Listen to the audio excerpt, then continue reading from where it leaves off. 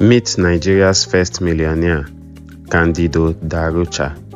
Born in 1860 in Brazil, Candido Da Rocha was the son of João Da Rocha, a returnee slave from Brazil.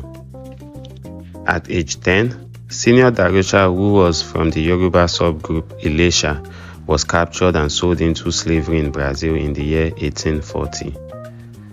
After gaining his freedom, Eson would return to Nigeria in the year 1871, when most of the freed slaves in Brazil traced their route back to the Yoruba tribe in Ilesha. Eson began a business empire upon his return. It was said that he bought 2 houses in Lagos on his return, the well-known Waterhouse and another one. According to the torchbearers, or the old Brazil colony, Eson was a wealthy merchant. Candido Da Rocha, who was said to be born in Brazil, spoke only Portuguese and Ilesha when he returned to Nigeria.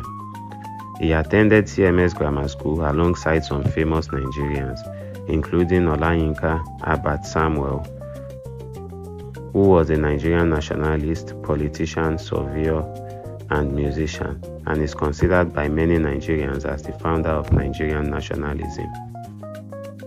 After the death of Da Rocha Sr. on December 31, 1891, Candido filed for the administration of his dad's estate. This was in 1893 at the age of 25. He expanded his father's business after assuming control of it into a huge empire. Candido ventured into water business, serving the whole of Lagos in the 20s. The colonial administrators were said to be paying Da Rochas for the supply of water to Lagos State, and that his house had been the house to have the first borehole and also the water fountain. Candido made loads of fortune from the water business.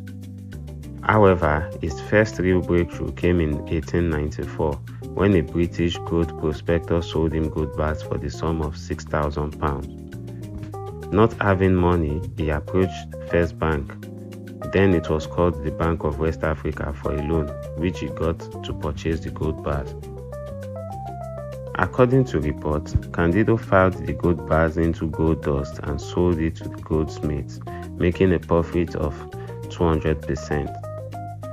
He teamed up with J.H. Doherty and Sade Williams in the 1907 to establish Lagos Native Bank. The bank was said to have given other big banks a healthy competition until Candido was duped. He, however, established the Lagos Finance Company, which lent out money to the people. Speaking to a newspaper outlet in 2017, Angelica Oyediran, the granddaughter of Candido Da Rocha, said her grandfather, Candido Da Rocha, was quite close to the British and the Western world back then. He was highly respected and highly disciplined. He didn't like dishonesty and lying. I stayed with him in his house for about 3 years when my mother moved here to look after him.